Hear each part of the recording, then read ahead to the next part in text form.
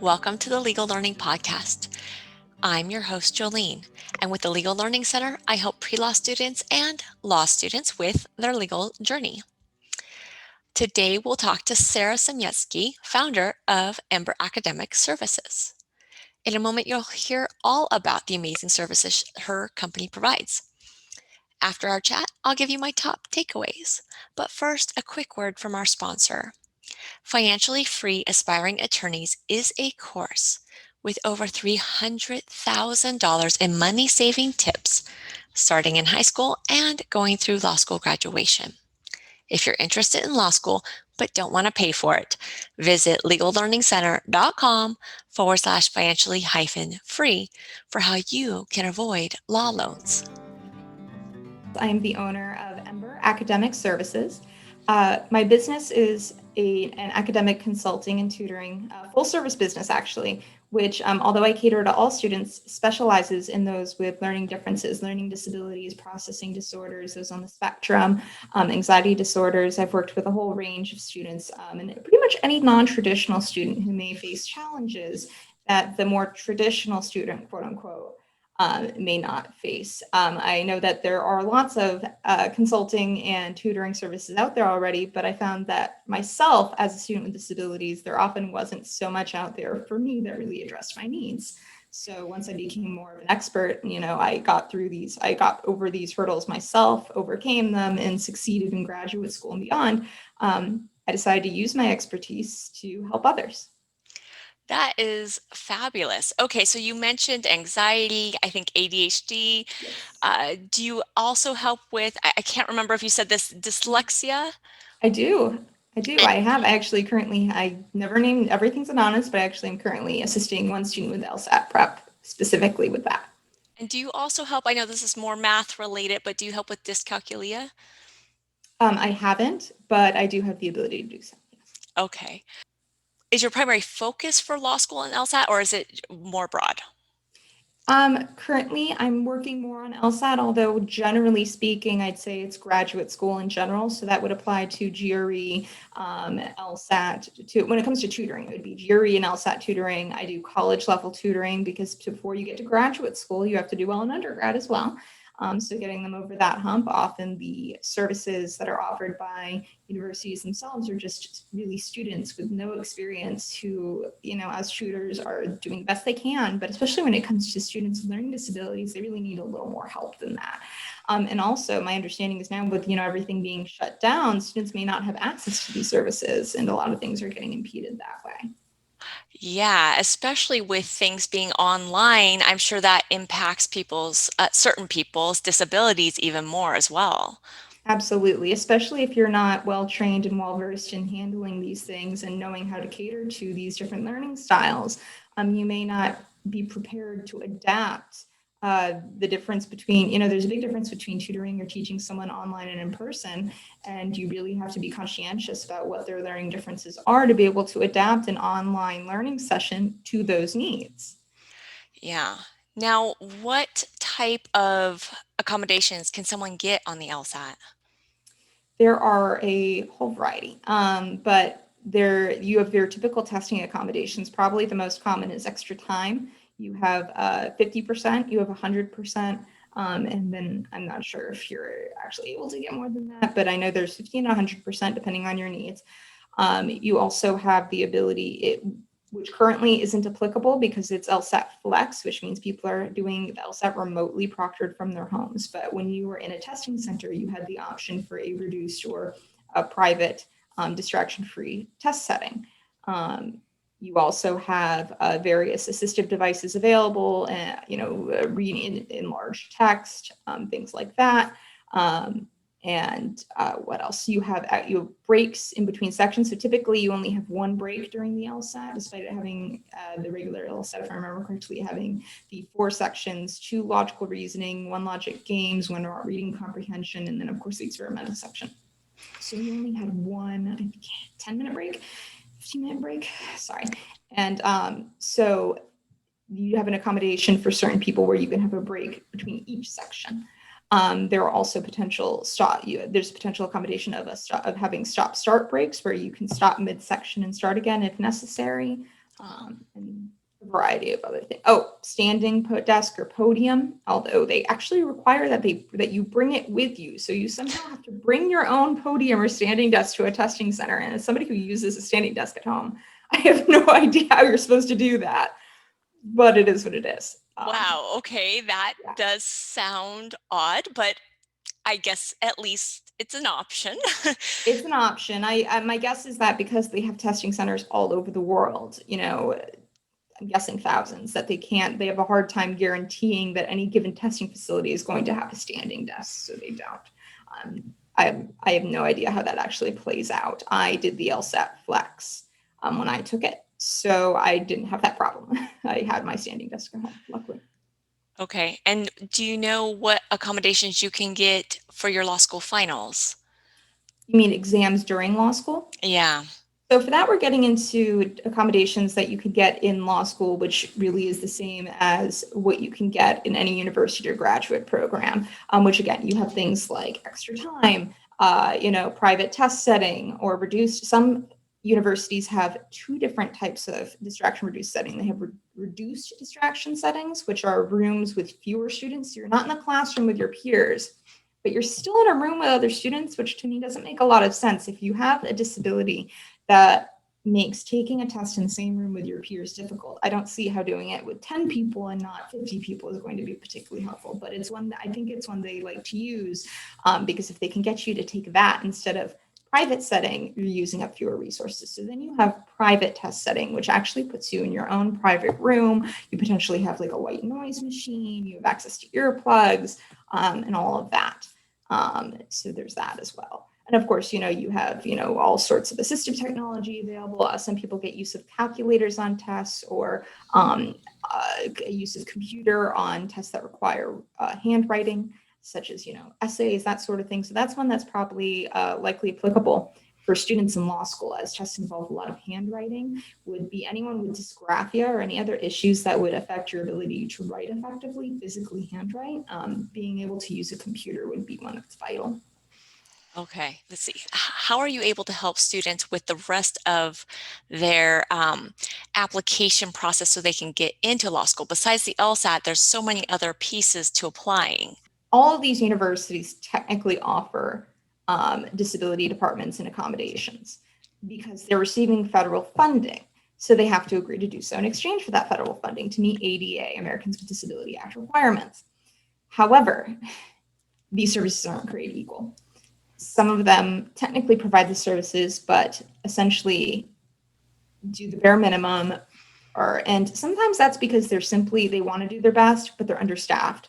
I went to a transfer university in undergrad that only had 2 people in their entire academic services office, 2 people. So there really wasn't much they could do. They were really trying their best, but they truly didn't have the resources. Then there are departments that have the staff, or they have the funding and they have the money to do so, and they have the staff, but they're not well trained, or they're not qualified, or they could have the staff and they're choosing not to. But the end all is that they just have an antagonistic attitude towards these students. They're doing this because they're required to, but the people running the place don't view their job as a meaningful one where they are there to help a deserving student population be on an equal playing field with their peers, which is what the law requires, that you have the same opportunities as your peers. They're not interested in that. They're there to do a job. They're administrators that have been given a salary with tuition remission, and they're showing up, but they're not really interested in this job and this problem and helping you succeed. And they make that clear every step of the way. I experienced that in undergrad. Then there are departments that are the opposite, where they come in. You can tell that these people come in every day thinking, how can I help my students? They're constantly doing research and collaborating with other departments and doing everything they can to stay up to date on the newest technology, the newest methods, the newest techniques, so that they can do the best to help you. And one of the ways that I tell students you can really tell the difference is when you have first of all, when you're picking a school, if you are a student who needs academic services, you need to be speaking to the departments before you put down your seat deposit. You need to ensure that you are really checking these people out.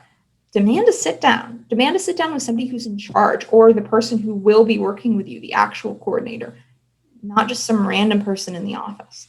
And the way they approach these services tells you a lot. The one way that that departments may approach it will be, here's what we do. Yes, we offer disability services. You have to send us all this documentation. We're not required to provide anything until you do. We have strict deadlines. And it's basically them wagging their finger at you and giving you a legal disclaimer about everything they don't have to do to help you. If that's how they approach the conversation from step one, that's a big red flag. Then there are departments where you call them up and they say, here's the process, send in your documentation, we'll put you right in touch with the coordinator. You get in touch with that coordinator and they say, how can I help you? What's worked for you in the past? What hasn't? Tell me what's going on so I can do my very best to assist you because I want to help you succeed. That's the conversation you want to be having. And as I said, you should be doing this before you even actually end up at the school. So you won't necessarily want to send them your documentation at that point, but I would at least want to have a discussion with a person where I would ask them, how do you approach this? What's the process? And I want to hear the words. We are some variation of, I want to do my best to help you. If I don't hear that come out of their mouth, I'm looking somewhere else, especially if it started with a legal disclaimer of, this is everything you have to do, and unless you do it, we don't have to do anything. Because that says to me that they're just trying to get out of doing their job rather than trying to assist me. Because also getting these documents in order is extremely expensive. It costs thousands of dollars. It's typically not provided by insurance. So some disability departments don't even require that you have a full neuropsych eval, depending on what your needs are. Meaning if what you have is an ADHD diagnosis and then a medical problem, they'll just require that from your psychiatrist and your doctor. Some are stricter than others because they realize you don't need a $5,000 neuropsych eval if you have certain things where it's not relevant to. And they also realize the burden's there. But to start off with a legal disclaimer, not how can we help you get what you need, it's not a good sign. So is there a specific department at the undergrads and then at the law schools that they should be looking for? Well, it totally depends on the school. And that's the other thing that makes it tricky. Some schools have one disability department that serves everything and everyone. And depending on the university, that could be good or bad. Now, it may be that they have one big disability department, but then it's sectioned up into different sections. Or it may be that they have one and it has 3 people in it and they're responsible for everything. So that's something you really have to look into. On the other hand, there are some schools that have separate, departments for separate schools, arts and sciences, health sciences, this and that, graduate, undergraduate. So again, it's, there's such a wide range. I've seen so many variations of this, but it's less important to know which way. What matters is that the people who are there to help you are coordinating things properly. They have a system that works and that they're available to you and that they have the training, education, or experience necessary to do so. So you want people whose job it is to come in every day and help you, not somebody who's overburdened. They're in some other department like financial services or admissions or something else. And this is just kind of their side thing they've been assigned for the law school. And the disability services office checks your neuropsych eval and then washes their hands of you. I have seen this at a particular law school, one that basically did things this way.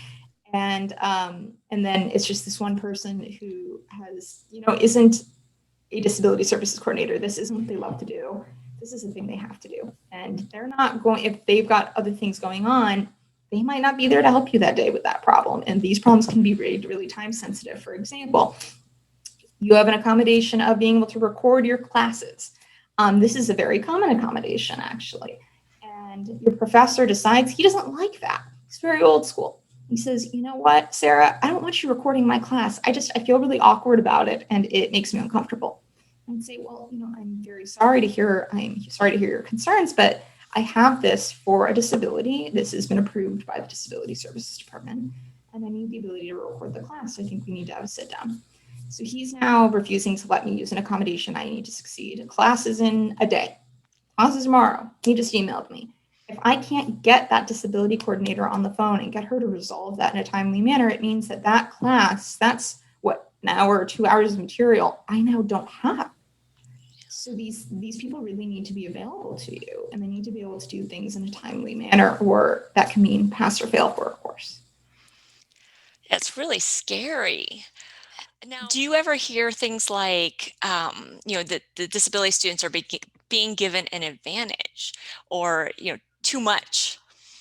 Absolutely. There is a point of view that and this is kind of an indicator of a bad cultural issue. This would be a red flag for me if I was investigating a university as a potential place for me to go for my education. Would be attitudes by either A, administrators, B, the disability department, and C, professors, and sometimes all three, or some combination of the three, where they have an idea of these are advantages you're being given. I was told by a dean at one school that they may not approve recording of lectures, which again is a very basic accommodation. It's one they actually like to give in lieu of accommodations that might be more helpful for students. For me, this is the most helpful in lieu of other alternatives, such as a note taker. But for many, a note taker is much more helpful than an audio recording. And they often like to use this one because it's less resource intensive. So it's very common. But I was told that they may not allow that. And if they did, they might require me to give back the recordings or delete them within a short time frame to ensure I didn't have an advantage over other students. This is an interesting way to view things because I kind of like how I like to put it is it's kind of like if you look at, imagine a field and you line everyone up, all the students, and you tell them that they're going to race. And you have a starting line painted in white right across the field. And you put all the neurotypical students, so the students without disabilities, physical disabilities, also medical disabilities, and you put them on that starting line. And then you take the disabled students or differently able, whatever is your comfortable term, and you put them 100 yards back. Then you give me my accommodation of recorded lectures. Great. I just moved up 50 steps. Then you give me my accommodation of medical absence. Great, I moved up another 25 steps. Let's say you get me all the way to the starting line. Well, guess what? I have one little problem. I have a very severe rare autoimmune disease, so I have a flare. Now everyone's running, but I'm running a lot slower. It's not because I'm not bright. It's not because I'm not capable. It's because I have a disability. So things are always a little harder. There are always going to be some more challenges. They're usually unpredictable. They're difficult to deal with. And the point is getting me to baseline with everyone else. And frequently these accommodations don't really get these students to baseline. It gets them within as close as they can be, but they're still not quite there. And everything's still a little bit tougher. And as I put it, when people say, well, it's not fair, I say, well, it's not fair when people are born with disabilities, but life isn't fair. But accommodating disabled people doesn't take away anything from other students. Giving somebody a recording of the class doesn't take away your experience in the class. So what I say to those people is I would far prefer to not be disabled and not need any of this extra help, not have to spend all this time meeting with disability departments, not have to pay thousands of dollars for neuropsychiatric evals and spend hours and days and weeks and months in doctor's offices. I would much rather be you. Now, what about students who maybe have kind of fumbled their way through high school and even college, and suddenly they're kind of learning that they have a disability, so they don't really have all the tests, they don't have all the medical backup. What do they do? Right. This is a problem, and it used to be a bigger problem than it is today. So LSAC, they were given a warning by the ADA because they were doing certain things that were clearly in violation of the Americans with Disabilities Act. They were clearly discriminatory. They were flagging tests of accommodated students so that admissions departments at law schools could see who got accommodations, which is effectively pointing out disabled students, and that's awful. They are no longer doing that, thank goodness. One of the things they used to do was they would require you to show that you used to have that you had received these accommodations either on previous tests or previously in school. And they still ask for documentation like that, but it's no longer a hard requisite because the ADA recognized and made it very clear to LSAC that simply because somebody has not already had a diagnosis does not mean they have not been struggling with this. And in fact, it may have had dire effects on their education in the past. This is also, you can see this movement towards understanding that disabilities aren't a childhood affliction that disappear with the development of the adult ADHD diagnosis. I am not 100% sure whether the thought process was that you grew out of ADHD or what it was, but basically they didn't have criteria to diagnose adults. So if you got to adulthood without an ADHD diagnosis, you could not then be diagnosed, and that was a major issue. So you had 18-year-olds going to college who maybe came from backgrounds where either their parents were not aware that these issues were prevalent, or they didn't have the resources and didn't know how to find the resources. See, neuropsychoeducational testing is very expensive. It's thousands of dollars. Now, there are resources you can go to get it done more affordably. Major universities often offer either free or sliding scale or significantly reduced cost neuropsychological testing services done by PhD students and such under the supervision of accredited neuropsychologists. I would highly encourage anyone who suspects that they have these issues to not feel ashamed, to not feel like this is a taboo. I was in middle school when I was first diagnosed with my first issue, which was ADHD and auditory processing issues. And I also have medical disabilities that are pretty severe, an autoimmune disease, and Ehlers-Danlos syndrome, which is a connective tissue disorder. Causes chronic joint dislocations, chronic pain. My autoimmune disease causes muscle degeneration, various issues, fatigue, brain fog. When I was in middle school, I was told by my teachers that I was lazy. There couldn't be and this was after we brought in the neuropsychoeducational eval and showed them that I was clearly not. All of a sudden, I went from being a straight A student to failing, and nobody could figure out why I was having such a problem. So I got tested. They figured out there were some clear issues here, probably even at that point developing hearing loss too. So this is a problem. So now I have my lectures recorded and closed captioned. But at the time, there were clearly very strong sentiments being given to me that were saying, this is your fault. You don't have a disability. You are just doing this. I think the keys here are, I know that you may have shame and may have doubt about these issues. Don't hesitate to reach out to people who can help you. People who are there to help, people whose job it is to help, typically are there for a reason. These jobs don't pay very well. So usually, more often than not, they're there for the right reasons and they want to help you. And you mentioned physical disabilities. What type of accommodations do people with physical disabilities tend to get for the LSAT?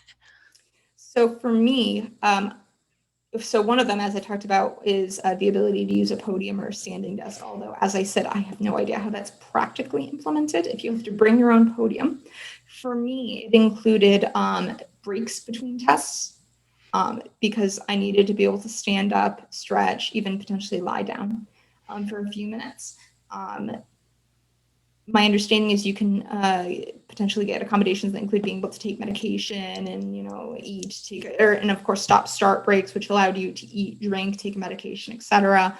And of course, extra time maybe added on. Now, that may not be a sole reason to get extra time, but it definitely supports extra time if your disability includes issues with reading, writing, fatigue, concentration, any of that. So like a lot of autoimmune disorders and other medical conditions that involve chronic pain can have severe effects on cognition and even physical ability to sit, to stand, to write, physically use your hands. And that definitely plays in when you're talking about accommodations like extra time. Yeah, I can't even imagine. I know I used to go to the store and compare pins and which ones flowed the best for my law school exams and for the bar exam. So I would have like 3 or 4 pens that would flow so my arm wouldn't hurt so much. And I don't have any anti-inflammatory, I don't have dysgraphia, I mean, I can't even imagine when you add on to that. So yeah, definitely extra time. Right. When you take the LSAT, it's all on the computer now, even if it's not the LSAT Flex. There's, the writing exam, the writing portion of the test, which is not scored, is always now from home and on the computer, which is wonderfully helpful. When you're in law school or any other graduate program or undergraduate program, or even high school, you should be able to, if you have any of these relevant issues, inflammatory issues, where it'll affect your ability to physically use your hands, dysgraphia, etc., you should be able to obtain with proper documentation and accommodations that allow you use of a computer so that you don't have to physically write and or extra time if that is still an issue after that.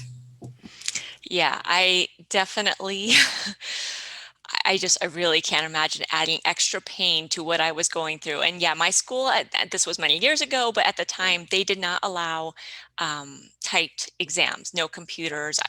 They've probably updated that since then, but even typing can be exhausting, if you're typing for long enough. So in my opinion, chiclet keyboards are the best because unlike the more traditional style keyboard, they require less pressure on the keys. I see that your services include helping people pick schools, just the entire application process. Right. Can you go into a little bit more about what you do with that aspect? Absolutely. So, as I said, when I investigate schools, this is a very intensive process. If anybody is considering UF, their disability department is so supportive and so wonderful. I could not recommend it highly enough.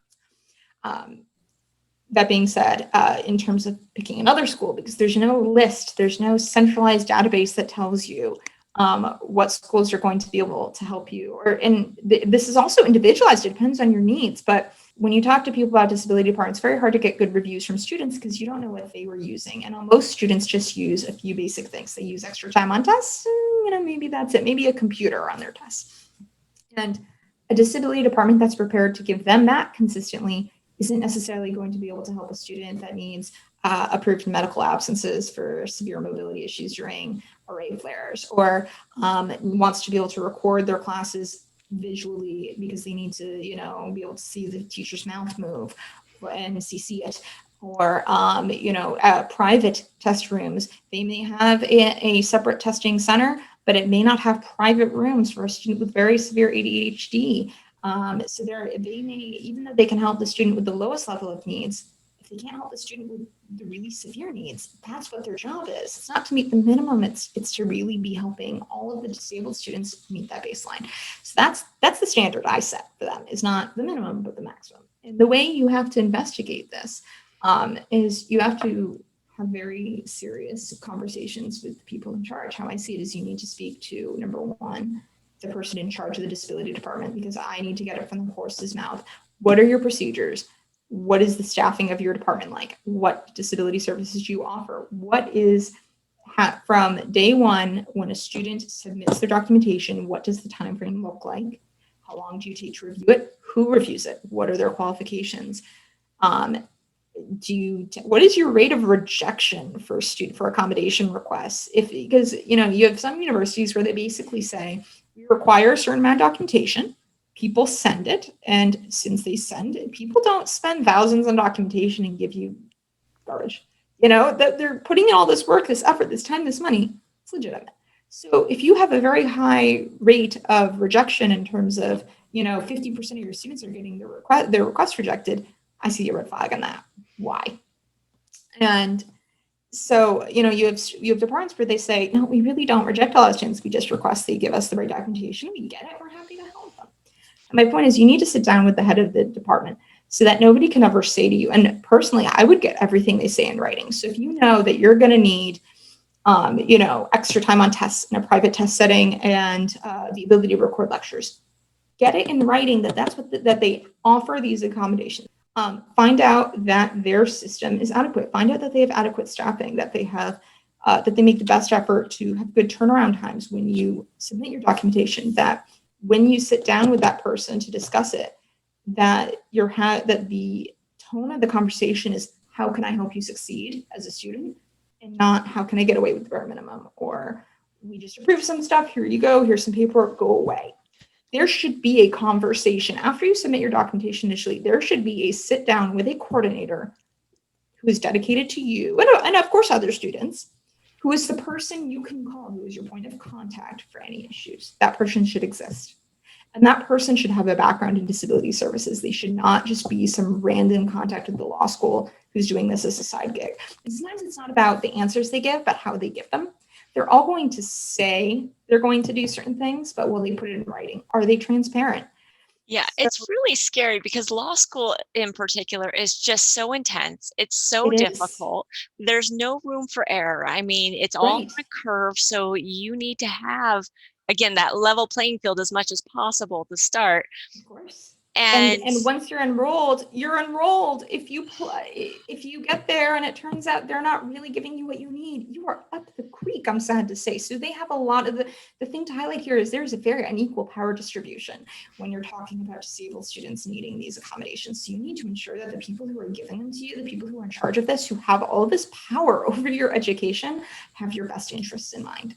you may have to turn down a higher ranked school because they are not prepared to provide you with the proper disability services. And you should be prepared to make that choice because you need these things. Right. Or you're fighting for them all the time when you should be focused on your studies. Correct. Now, are you aware of any scholarships for students? Because I know sometimes with the disabilities, students don't have the GPA, that they feel like they should have, right? They put in this huge effort and they just get average grades. And so are there special scholarships that you're aware of for these students? So there are a few. I keep finding I've been doing a lot of work, spending a lot of hours tracking them down, and there are very few. And there are far more scholarships for being LGBT, for being a URM, for being basically anything but disabled, which to me is a little strange because having a disability really does impact your ability to do things like hold a job on top of school or the types of jobs you can hold. I'll tell you some of the scholarships I have found for disability are the AAHD scholarship, the Herman Law Group scholarship, Friedel Richardson. Now, actually, those are the only three I have on here. My biggest suggestion, if you're struggling with your GPA, because that's the issue I see and the one I've dealt with, bring your LSAT up, or your GRE. But especially when it comes to law school, the good news is that the majority of the decision of any law school on whether they admit you or not and how much money they give you is based on your LSAT. This gives you a second shot. You're not forever held back by that GPA. You can move past that by getting this LSAT. And the LSAT, you can take it as many times as you need. I've talked to admissions advisors who say it's normal to see as much as 5 or 6 scores before they even expect an explanation. So, that's a pretty good number of shots. You get 5 you get 1 shot at undergrad. You get 5 shots at the LSAT before you even need to give them a reason why. So my suggestion is find a tutor like myself who is trained in working with people with disabilities. And not only that, but one of the services I offer is helping you put together what you need to submit to LSAC and writing any appeal letters or anything like that. I will fight on your behalf. I will write those letters for you. I understand how these committees work. I know how to figure out what they want to hear depending on what type of letter it is, sussing out, who the people are and, what their style is and, talking to the right people to ensure that we're, using the right strategy. These are all things I do to ensure that when we submit that letter, we're using the right strategy, we are using the right argument to get you what you need. And when it comes to disability services with LSAC, it's pretty straightforward. The ADA was pretty clear. LSAT needed to change their policies. So they are now doing much better than they used to. They used to systematically reject accommodation requests, not all the time, not 100%, but the burden of proof was on you. It was assumed that you were lying because the idea is that there are all these students who don't really have disabilities who are getting them alongside the disabled students because of these rules. Let's pretend that's true. Would you rather every disabled student got the help they needed and the shot they needed, and some other students who maybe didn't quite need it were mixed in? Then students who are disabled are being held back from opportunities, held back from success in their life. I double check everything because LSAC is looking for a thing that you didn't dot properly, a thing you didn't complete, a thing you didn't fill out. So I make sure everything's fully completed, that you are, and there's a portion that you have to write. So I can help you write that portion so that it sounds like what LSAC wants to hear and represents you properly and represents your needs. And also, if you need help finding a neuropsychologist, I will help you get together everything you need to submit for accommodations and go from there. I just feel so relieved for other people because really there's just so few resources out there. And usually, we're trying to use a random tutor or assistant to help us with this program and for the applications and for the accommodations, and not someone who actually knows what they're doing and is trained in it and has experienced it. And so I just feel so much relief for the people who are going to hear this and use it. I'm just so glad there's someone like you out there. I greatly appreciate that. Thank you so much. But I want to eventually introduce, a document, a published paper that any student can access that can tell them these are the schools meeting their requirements and these ones aren't. And hopefully that'll also serve as, of course, a reward for the schools like UF that are doing a wonderful job. I've also been told by my UF coordinator that University of Michigan is wonderful for this purpose. They collaborate with them. But also as incentive for schools that are not meeting their requirements, you need to, right. Raise up. Yeah. Yeah, I think that one thing I've seen over the last, I don't know, maybe 10, 20 years is that we seem to find a group of people that we want to help. And so we raise them up. So we've done a lot with like autism and with, yeah, LBT. I've lost all the letters It's okay. at this point. LGBTQIA, I think now. Right. Yes. And so, so we keep raising up. And so I hope to have this, I've seen it with disabilities a bit, with the Yeah. autism and so forth. I haven't seen it as much with like mental health. So I'm hoping, but it's coming up. And so I'm hoping to see a lot more with the disabilities. I mean, there's so Yes. many just different groups of people that need help in so many different ways. And so it's nice that you can cover a lot. I mean, just the dysgraphia and the ADHD and the autism is it's great to see that you've really got a handle on this. Appreciate it. I think the important thing here is to see it as not a zero. I think some people see life as a zero-sum game. Maybe in some ways it is. I'm not going to get into, philosophical theories here. But what I am going to say is when it comes to this kind of thing, it's not. You lose nothing by those who need help getting the help they need. And making sure that we have the ability to become functional parts of society, that people, often think that people use the word disabled and they're looking to go on SSI and get disability payments. But the reality is people with disabilities typically want to work. They want to be functional parts of society. Firstly, disability payments are terrible. They put you usually below the poverty line. Nobody wants to be dependent on that. And secondly, people like to be functional. People like to be useful. People tend to want to be a part of things. All right, Sarah, thank you so much for joining us today. If people want to reach out to you, how can they do so? You can reach out to me via my website. It's called Ember, EMBER, academicconsulting.com. You can also reach me via my email and my phone number, which are on that website. I also have a Facebook page, Ember Academic Services. And if there's any way we could leave that below in a link or something, we can do Absolutely. that.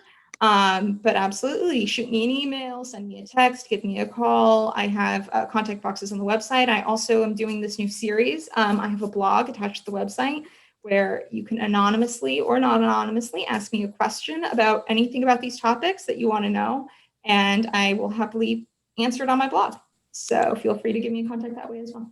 Thank you. Before we get into my top takeaways, a quick word from our sponsor, Juno. If you need to take out student loans, check in with Juno first. Juno can often offer law students a lower interest rate than the federal government, and not only with no cost to the student, but often cash back as well. Visit joinjuno.com/P like podcast/legal learning center for more information. All right, my top takeaways from this chat with Sarah. Meet with the disability coordinator before you send your deposit in and get in writing that they are able to accommodate your needs, not just generic needs, but yours specifically. 2, pay attention to not only what they say, but how they say it. What is their attitude in their conversation with you? Number 3, we discussed about 6 possible LSAT accommodations. I'm sure there's many more. Just be aware of your needs and make sure they are accommodated. Number 4, Ember Academic Services can help you with LSAT tutoring, college courses, finding a school, and then also GRE and so forth as well. All right, that's it for this episode. Now, all tips, links, and so forth will be in the show notes. A full transcript is also available. And be sure to check in next week for our interview with another Sarah. This one is a blogger from Cerebellum Chef. She blogged all through law school, and she'll share her secrets for being a successful blogger while being a full-time student. If you learned something today, please like, share, comment, and subscribe so that the show is more visible to others and can help those who need it. Thanks.